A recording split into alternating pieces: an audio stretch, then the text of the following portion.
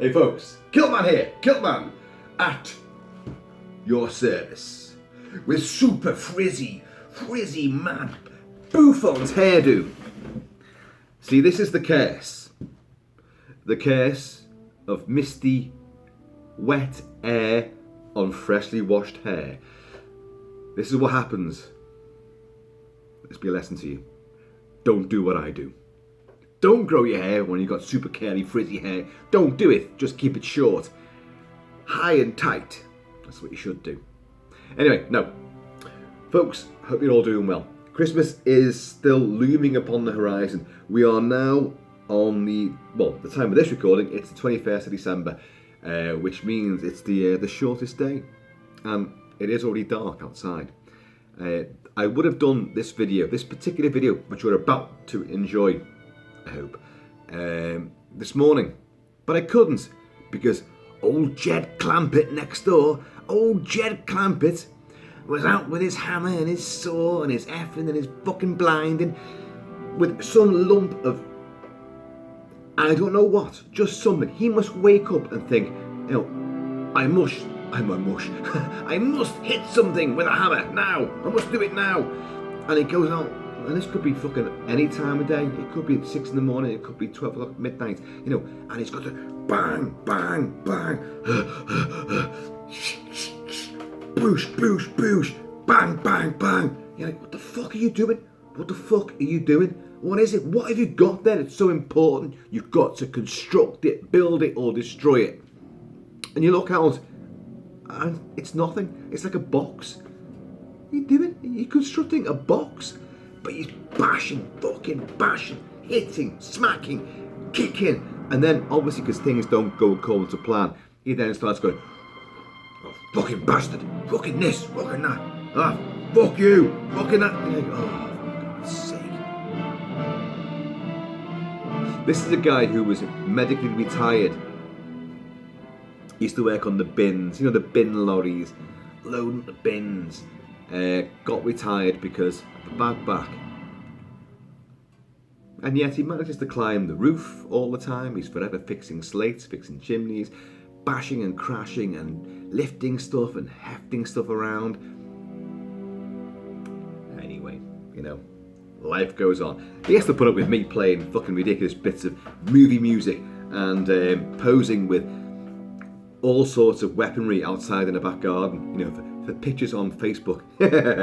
So, tit for tat, I suppose. And me coming home drunk as a skunk pretty much every fucking night, So, anyway, you catch me now. Because I couldn't do the video, I'll take the dog out. Yes, I'll take Roxy, the Wonder Husky. I'll take her into the cemetery and we'll have soil bombs. There's a great big soil mound there because it's a cemetery, so the workies who only go there once in a blue moon to obviously fill graves and just tend, cut the grass sort of stuff. But they need big mounds of soil for when they do the graves. And of course these soil mounds, which are huge, like big slag heaps, Roxy loves to be, you get chunks of soil.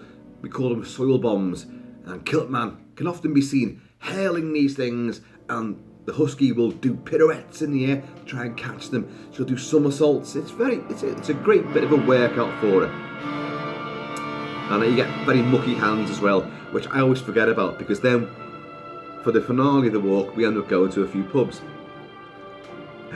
Who'd have thought a dog walk would lead to a pub? Well, if you're Kilt-Man's dog, it's going to. Simple as that. And yet, how many people can say that it's because of their dog that they are bankrupt? This one. Because you go into like one pub, because you can't wait to go in there. All the pubs around here, of which there are a great many, have dog treats behind the bar. And dogs are perfectly welcome in, obviously. So we go in there, and does Roxy want some treats? Oh yeah. I mean, she's there on the bar like that. So these treats are given to her. And she's a great time, and everyone loves her and pets her. And I get, Kilt-Man wants a double, yeah? That's like 2 large whiskies. So they come over. No, yeah, I love that. What else am I going to drink, So I get the whiskies, and the minute I've started one, the dog's I want to go and see him over there in the corner. So you're dragged over there and you got to sit down and talk to these people. Then someone else sees it and you get dragged off again. And you're like, and then she gets fed up. No, you've barely had any of your first drink, and the dog's going, ow, ow, ow. Because huskies talk, huskies chatter. You go, what? It's Dad, I want to fucking go. Roxy, you brought me in here and I've got these drinks. I need to drink them. Well, I'm not going to throw them down my neck. But because you make such a fucking hoo-ha about it, in the end you go, wallop, and off you go. But you're not going home, because now she wants to go to another pub and be petted by the people in that pub. So once again you go in and you get more, hey Kilt-Man, 2 whiskies, 2 large ones, coming up. And you're going, yeah, it's great if you had the time to sit there and just enjoy and savour them, but you don't.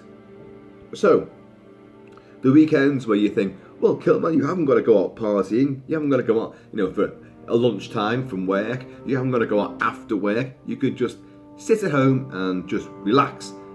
No, it becomes an endless fucking party again. Because inevitably, you meet someone in the pub when you've got the dog, and they go, you coming back? You can't come back? And I go, yeah, I'll come back. I'll just get the dog home and I'll come back again.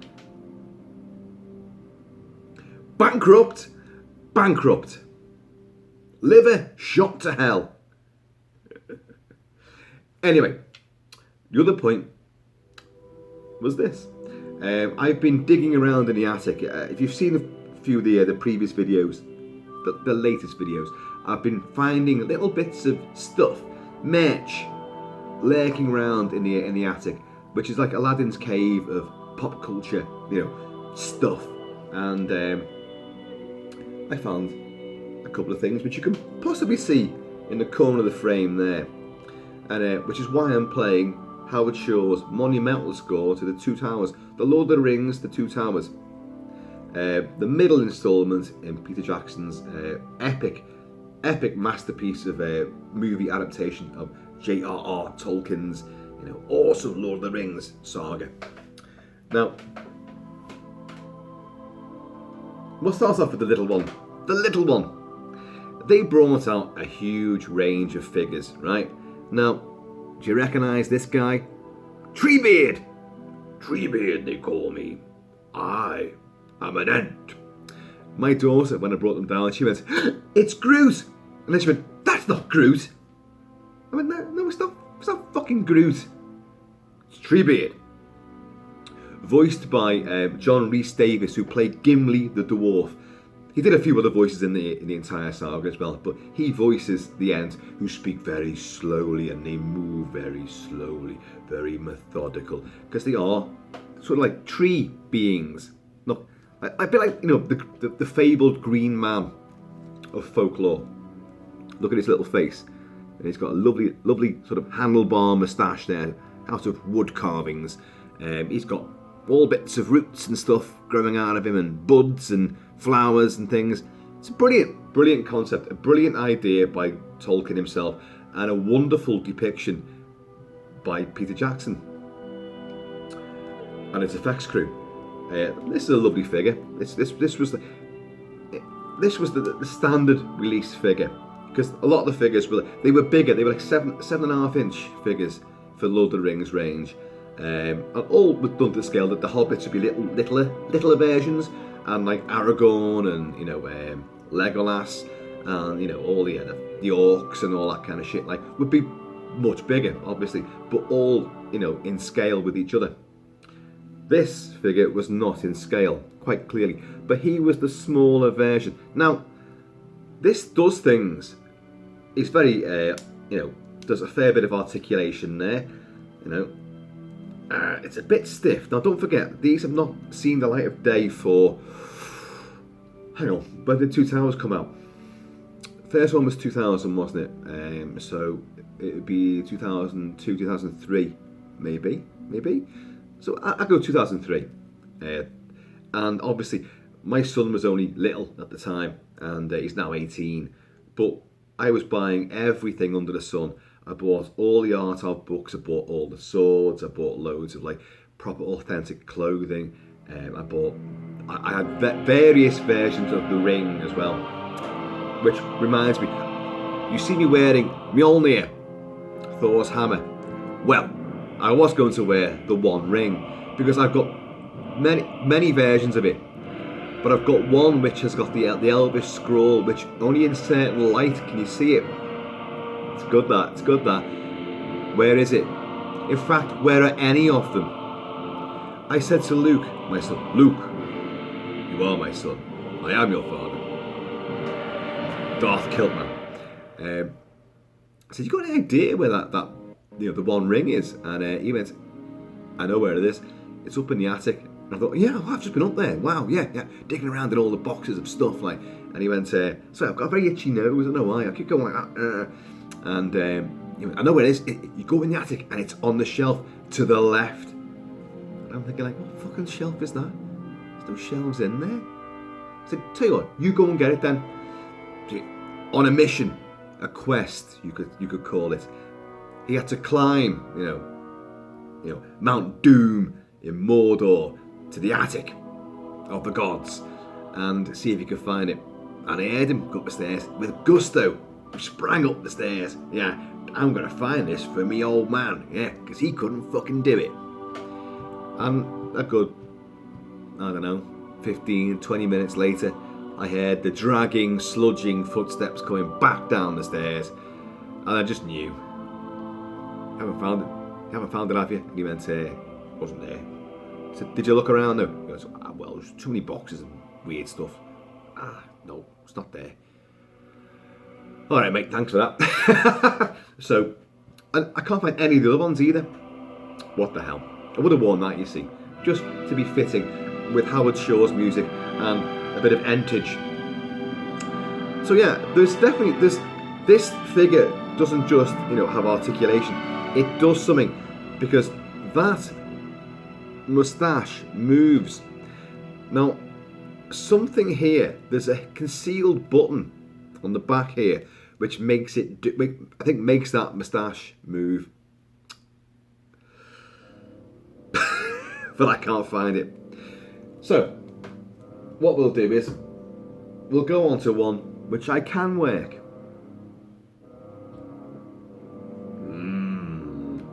I am an Ent. Here's the bigger one. Now this guy is in scale. Sort of in scale. That's Pippin sitting in his hand there. Now I think Pippin should be a bit smaller, or obviously Treebeard should be a bit bigger, for these figures. But, pretty much, it's not that bad. It's not that bad.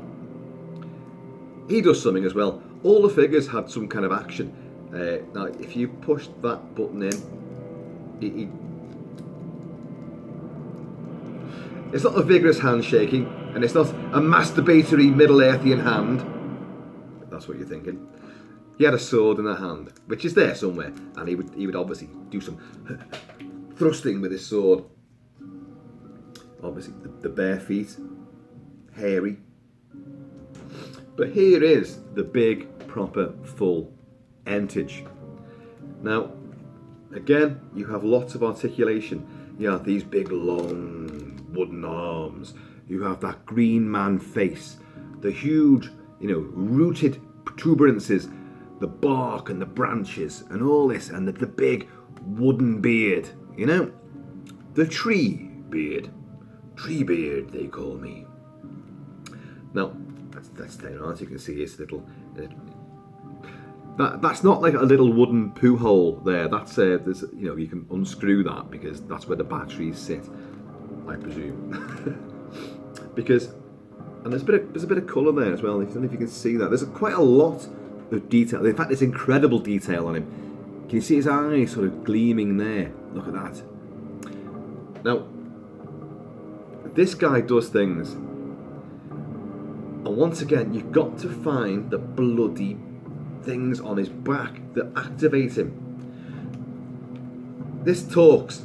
Now, on the way down, when I found this, I accidentally hit the right button, and the guy spoke. I really thought if I'm going to show you this, I may have to put batteries in it. I may have to unscrew it and put batteries in. Now, if you saw my video on the Golem articulated and can speak statue with the fish, the batteries have been it since 2003, and he still spoke loads of phrases as Gollum and loads of phrases as Smeagol, you know. So there was good stuff and there was bad stuff, but the batteries still worked.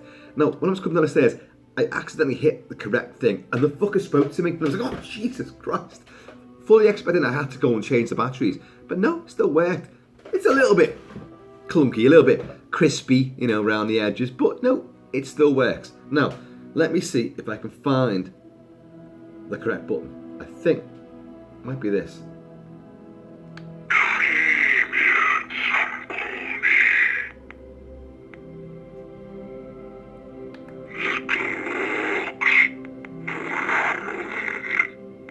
Doesn't like orcs. Who the fuck does?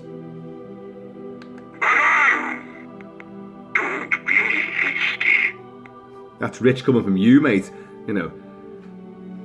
We speak in old Entish.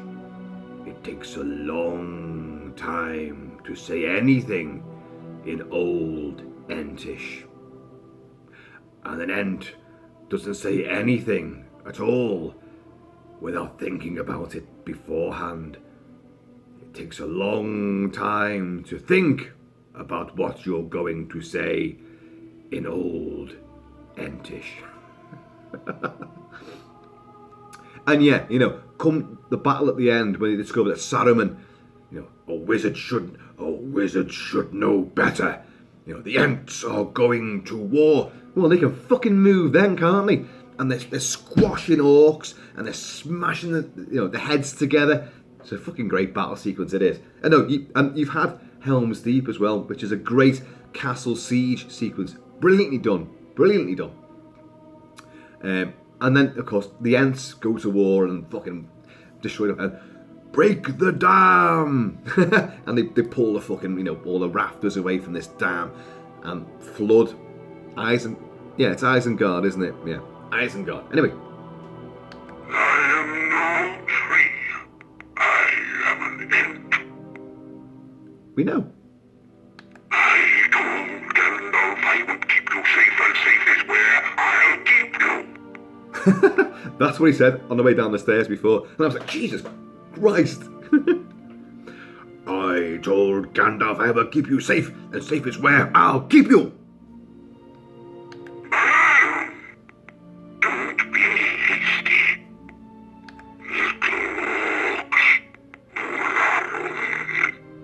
What? Little orcs. Obviously he was swearing throughout that. He was going like, little orcs, motherfucking bastard. I told Gandalf I would keep you safe, and safe is where I'll keep you. So he has not got as many lines in this figure as the Gollum figure had, which he had plenty. He had got about 12, maybe even more lines of dialogue, which activate and he would say them. But you know, that is still a pretty wonderful figure, don't you agree? Yeah. I'm just stunned that these things still work. You know, I can't remember the company that made all the figures. Someone will let me know. I mean, I've actually got, and I'll show you them as well. I've got tons of the special limited edition packs where you've got like the Battle of the Black Gates. So you've got various figures plus an exclusive figure only to be found in that set. And I've got like the Fellowship of the Ring, Journey Far and back. Oh god, whatever the phrase is. God, I've forgotten half of this bloody stuff now. I used to be able to quote these movies and the books, but years have passed and I've forgotten the old ways. But and these gift packs where you get like a rare figure. There's one where you've actually got Peter Jackson as a Hobbit, and I forget what's that one now. Is that like I think it's the Shire or something, and it's got all the hobbits are in there. But Peter Jackson, there's a little figure of him. It's brilliant. great little concept, like, because he is a hobbit, isn't he? Fucking hairy, beardy, little weird thing, you know. But yeah, folks, Treebeard. Now, Treebeard used to, you know, you can tell he's a lumbering thing, and he had Merry and Pippin in his hand, you know, and he walked slowly through the woods, and his arms would swing slowly. Well, we had, years ago, a boss. What's his name? Why am I asking you? We had a boss, and I forgot his name, and he never used to come out on any kind of do's, but we did go out on a do, a Christmas do, and he came out, so it ties in with Christmas. So he came out, and I think we were in the John Lennon bar on Matthew Street, and yes, Matthew Street in Liverpool, the John Lennon bar, yes, Beatles, and he started dancing, because he just got in, you know, in the moment, and he was like, "Yo, everyone's having fun. What the hell? I'll join in." And he began dancing, and he was like Treebeard. He had dead long hair. It was like Treebeard dancing. He was like, "Whoa, oh, hey, oh, this is good. Movement.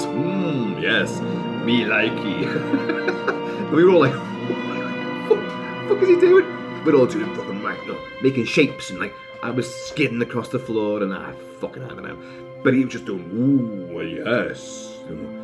It takes a long time to dance in old Elvish. Elvis? Entish." Oh, here's the Rohan theme. Can you hear it? Isn't that great? Howard Shore's music for this entire trilogy, and The Hobbit as well, exemplary. Howard Shore had come from doing very sort of experimental, dark, minimalist synth and bizarre instrumentation for David Cronenberg. David Cronenberg, who did Shivers, The Brood, Scanners, Videodrome. He created body horror, Canadian, low budget, but really controversial movies. And Howard Shore was a friend of his from film school, and the two got together, and Howard Shore created all these wonderful, but dark, sort of very you know, just a particular theme, very unmelodic, but dark and somber and distressing sort of music. So when The Lord of the Rings got announced and Peter Jackson was behind it, Peter Jackson, who came from low budget horror movies, extremely gory, extremely nasty, and we thought, shit, fuck, how's he going to do him? He's going to do Lord of the Rings. But he did it brilliantly, of course. He then overindulged with The Hobbit, which is a very slim little storybook, and he made fucking 3 movies out of it. Hollywood money. The Hollywood talks. And but he brought Howard Shore on that, and I thought, how's he going to do this? Howard Shore doesn't do big, bold, orchestral scores with a huge orchestra. Well, you know what? He does, and he does it like a maestro. The likes of John Williams, James Horner, Basil Polidorus, you know, God, any golden age composer and conductor, and Howard Shore had that same power and absolute, you know, authority and creativity and inventiveness applying to, you know, this huge symphonic, you know, arsenal of musicians. Yeah, the scores are absolutely 10 out of 10, grade A, wonderful scores. Each film in the trilogy of the Lord of the Rings has its own individual themes, which will coalesce and evolve as that particular segment moves on. And then Return of the King, all of those themes will return and will culminate. They will interweave, and then they'll become this huge, beautiful fanfare come the finale. And it's majestic stuff. You know, it's once in a lifetime sort of thing. Howard Shore has gone on to do more great scores as well. And but yeah, so that's why that's playing in the background. But that, I loved the Rise of Rohan theme, you know, because these guys were like, these were the Vikings, you know, sort of, you know, long haired, helmets on, chainmail, riding horses. You know, they literally were, you know, these sort of pre-medieval super warriors, but living in this Middle Earth sort of world. And I loved them. Out of all the characters, all the things in Lord of the Rings, I didn't want to be Aragorn. Aragorn, I think, is amazing. Legolas is amazing, but I didn't want to be an elf, you know. And Aragorn, Viggo Mortensen, who is superb in the role, looks haggard. He looks withered, skeletal, and yet ultra noble and heroic at the same time. He nails the character. He could easily have gone with someone who was totally chiseled and good looking and buffed up, but that wouldn't have worked because Aragorn has been through hell and back, and he will go to hell and back again. You know, he will suffer, he will bruise, he will bleed. And you know, Viggo Mortensen does a fabulous job, but I never wanted to be him. I wanted to be a rider of Rohan. You know, what was his name? Carl Urban, who was Judge Dredd. Carl Urban, we need you back as Judge Dredd. For God's sake, it's got to happen. Make it happen.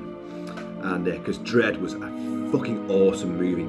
Anyway, but he played Eomer, the brother of Éowyn. It was very pretty. And he, obviously with a big blonde wig on, like a very, you know, Chris Hemsworth Thor style wig with braids and stuff in it. Like, but he was fantastic. He looked tremendous. I wanted to be him because you got the beard and you've got the hair, and yes, God damn it, yes, that's the kind of hero I want to be. And yet, in reality, looking at me and with the size that I am, I would inevitably, I still can't say it, inevitably be a hobbit with my little hairy feet and my little I'm only a little diddy man, you know.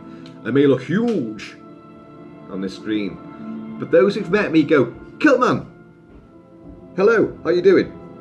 And they reach down to shake my hand and pat me on the head. Go on your way, Kilt-Man. Little Kilt-Man, off you go. Go on. Whiskey's over there, Kilt-Man. Can you reach the bar? Here's a stool for you. Yes, I am a short arse. But I make up for it with with this shaggy mane of ridiculousness, and a big voice, and a big walloping personality. So, folks, that was a little rambling jaunt through Middle Earth in the company of these wooden bastards. Big Treebeard, little Treebeard. Now, if you look at it, the colours, you probably won't pick up the colours too well there, but the colours are brilliant, and they really are. He is just a shrunken down version of him. You know, they haven't skimped at all on detail. He looks incredible. Genuinely looks incredible. And he has got something on him which does a hidden button somewhere. A root, a stem, I don't know, a bud. Hang on, I may have found it. What's this? Oh God. Oh wow. I found one that makes him go like that. It's like he's chucking, you know, a tree bark turd at an orc. Have that. Go on. Chew on that, you bastard. Chew on that, Entish turd, you orky motherfucker. No, he does something else. There's definitely another button here which makes that moustache move. Hang on, did it move with that? No, it didn't. I don't know. Toys. That was Roxy making her presence revealed with a little yelp of impatience because she's like, Dad, I want to come in the kitchen, but Dad, I don't want to come in the kitchen while you're making a video. Anyway, folks, there you go. That was a little. These are the results of today's little rummage in the attic. There'll be more because God, each time I go in there, I'm like, oh God, I didn't know I bought that. Wow, have I got the full set of it? Jesus, how much money did I spend? Because clearly I couldn't have been going to the pub as often as I go now. No, I'm pretty certain I did. But where was I getting the cash from for all this stuff? Who knows? Anyway, folks, that'll do for now. So, in the meantime and in between time, keep it secret, keep it safe, and watch out for when orcs in the ear, because the blade will glow blue. Take it easy, be happy, be safe. Christmas is all around us at the moment. Make sure you're enjoying yourselves and getting that big festive spirit going. Come on now. It's only once a year. Thank fuck. Anyway, I'm going to see you all